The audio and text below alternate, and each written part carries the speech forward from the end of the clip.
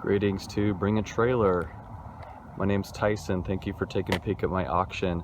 This is a 92 Acura Integra LS sedan, DB1 chassis. I'm listing the car for sale. I'd like to see it go to a good home. This is a car that I looked long and hard for. It seems the sedan chassis is even a little bit more tough to come by in today's marketplace than the coupe, or the hatchback as it were. This is a California car originally. I've had it since March of 2018. Now it's only been a couple months since that date, but I didn't intend to sell the car when I picked it up, and as a matter of fact, it was intended to be a long-term part of my collection up until just about a week or so ago. A friend of mine found me a GS trim level of the exact same car, which does add on a couple of features, including the alloy wheels and the moonroof. So, being a sucker for wanting the highest trim level of everything in my collection, the LS is going to go up for grabs. So I'll do my best to capture some of the highs and the lows about this car. It is a 26-year-old Acura. It's got just a little bit under 118,000 miles on it. Clean title from originally the Bay Area in California. So I'll do a walk around on the exterior. I'll get you a little bit on the interior, and then eventually take it for a little drive. So we'll start out with some cosmetics up front. It's missing the front bumper plugs as far as where the license plate plugs would go, which I haven't been able to find those. There is a guy who 3D printed some from some Integra forums, contacted him, and he's not got any in stock. So I do have the license plate bracket that will go with the car. Coming from California, it did have a plate on it, but here in Arizona, we don't have them. The front driver's side turn signal lens has a crack through it. The front driver's side lower lip molding is a little bit detached here. Passenger side seems to be okay. The front end is consistent with original paint and 118,000 miles.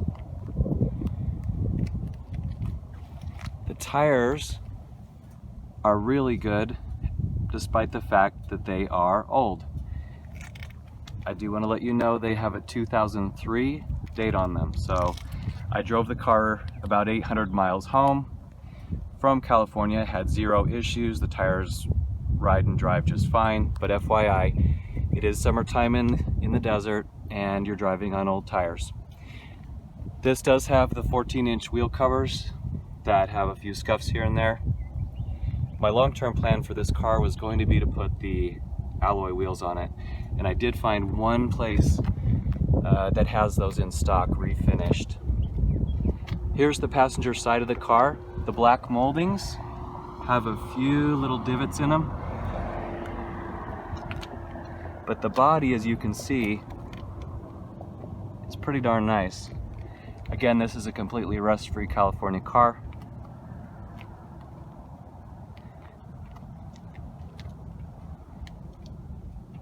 Does not have rear mud guards, only front.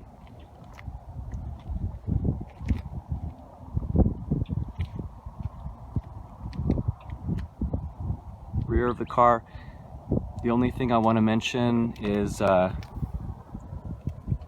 I can even capture it, there's a little ding right there. This is not the factory exhaust. This is an aftermarket setup. I'd like to source a factory correct outlet for it. It should have two stainless steel pipes, but never got around to it. Again, this is not a car I've had very long. There's a little scuff here on the left rear bumper. And moving on to the driver's side. I've not done anything with this paint other than a coat of Meguiar's hand wax. That being said, It looks good right now, but might look even better with a little bit of elbow grease. Some scuffing on both mirrors. There's the driver's side for reference. This left rear door has had some paintless dent work to it. Guy did a really good job, so you'd probably never tell, but it has been done. Again, no rear mudguard. A little wear on the wheel cover. The top panels of the car do have a little bit of marring. Probably something a skilled buffer could take care of. I didn't want to play around with it because I feel like it's a pretty old and thin clear coat, and I don't want to risk burning through anything like that. The top of the car, along those same lines, does have some areas. Let me go over to the other side where you can actually see it.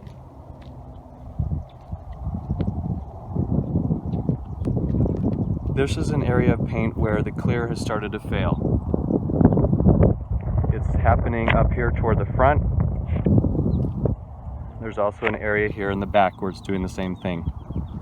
So just FYI, this roof of the car, if you're going for a showpiece, probably should be resprayed. Windshield is nice. I don't believe it to be the original because it has very few pits in it. I think that kind of captures what I wanted to show on the outside of the car. I'll go ahead and hop inside. We'll pop the hood, pop the trunk, and give you a closer look at all those areas.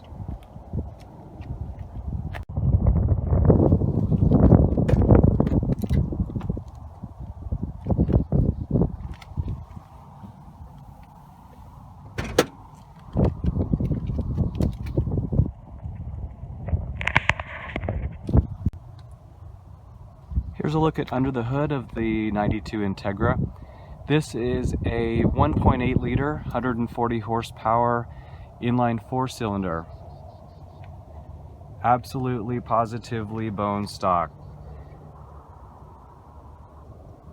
Right down to the original spark plug wires, which somebody told me appear to be true to the original of the car.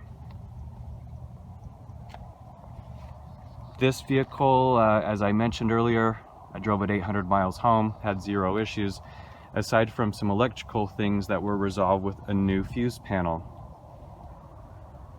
I subsequently took the car to a Honda technician, Acura technician in Tempe, Arizona. It's been about $1,000 sorting everything out that he had the ability to do. So there's the engine. The timing belt was changed in 2012 or 2011. I can't remember. There used to be a sticker right here. I'll include it with the maintenance records. But again, that was only about 5,000 or 6,000 miles ago. This car hasn't driven a heck of a lot over the last decade or so.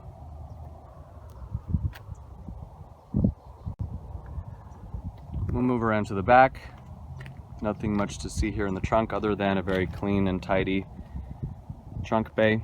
Little stain right there. The factory space saver spare is present underneath here, along with your jack. This car does have a factory option rear wing spoiler. So despite the fact that there is a brake light in the rear deck lid, your LED light here is what will act as your third brake light. I am running historic plates on this car in Arizona. That's up for grabs on any vehicle greater than 25 years old. So I was very happy and proud to be able to put those on here. This is fairly recent Arizona tint. Please check laws for your local state if it's allowed. I went to great lengths to clean a lot of the innards on this car. One thing I wanted to mention, this is a frameless door. So on occasion, you'll need to, once you get the car started, sometimes it will not quite go flush here. You have to just slightly lower it and raise it again once you shut the door.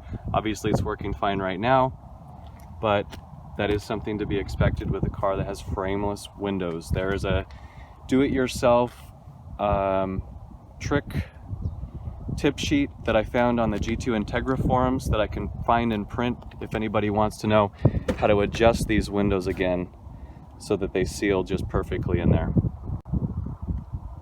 Bear with me if you're getting some wind noise.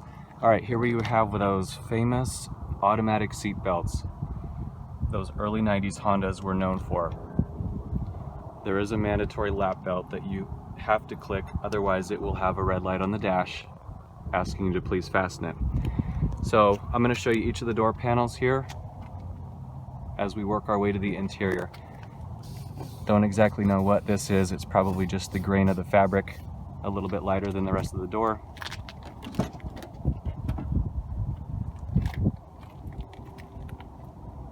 Left rear door looks nice.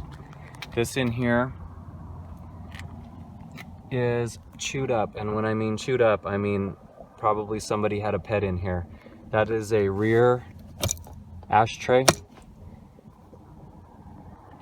I don't smell any odd scents in here. I don't know how or when an animal was in here at some point over the life of this car, but FYI, that is there.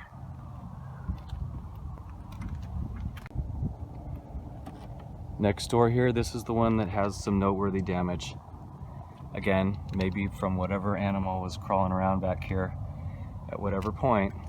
That door panel can either be have a place or a piece put back in there, or you can find a new one. Seats are really nice. These cloth interiors hold up great for 2.5 decades old. Those aren't the factory floor mats. It's a set of AutoZone aftermarket mats that I picked up. Don't have the factory mats for it. Interior is really nice otherwise though. Bay Area, California car, no severe heat coming at this one. Any Arizona car from this era, you probably see a load of cracks on the dash. Here's your seats.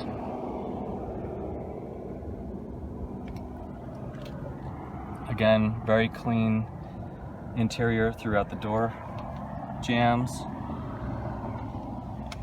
There's the last door panel.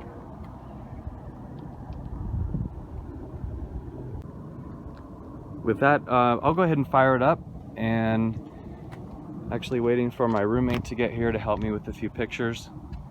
But I like to err on the side of excessive detail because I want this to go to someone who will love and appreciate it and probably will enjoy all of this extra detail I'm providing. Here's your cockpit, super easy to read, typical Honda gauges. We'll fire it up. I have 2 keys for the car.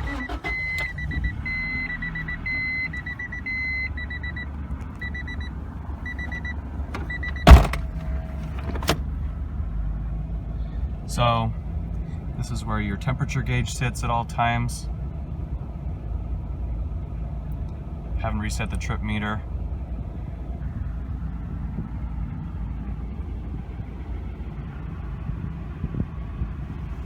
This is the factory tape deck. Now, this is one of the things that isn't working in the car. So I get power here and a station displayed. As a matter of fact, the antenna is also going up. You can't see it, but I was going to show you. There it is. The power antenna works, but I'm getting 0 sound. So, oh, and there was some. See, it's kind of gimmicky. So in terms of electronics, and I might only be getting 1 speaker right now. There's something the matter with the radio. The shift knob has what look like little crystals in it. A little bit of scratching. There's your passenger seat. So the AC works well in this car. I want to bring your attention to the fact when the AC is on, the car revs lower and there is a little bit of vibration that comes through to the cabin. I think the car needs to have its idle raised just slightly, because if I dip the accelerator just a little bit to about 1,000, the vibration levels out considerably. And it's probably 100 degrees here in Phoenix today. Temp gauge is sitting just where it needs to be. Never had any issues there. Here's the engine bay with the motor running.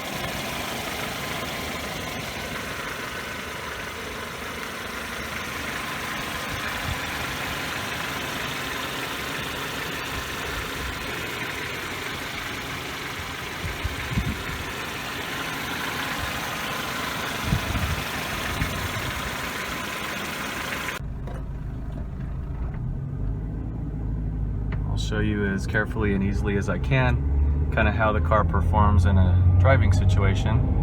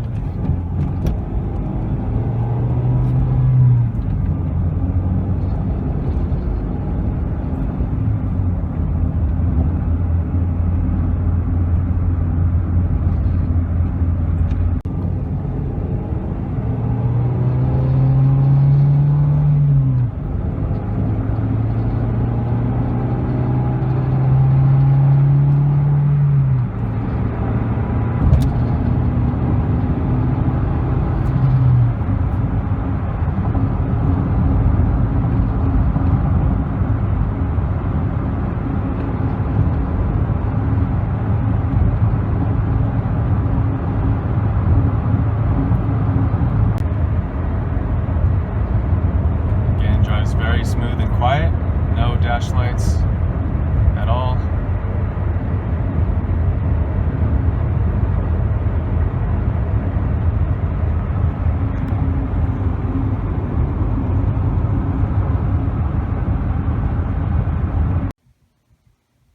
I think that covers it for now. Thank you for checking out the auction. I'll be doing my best to keep up with the comments.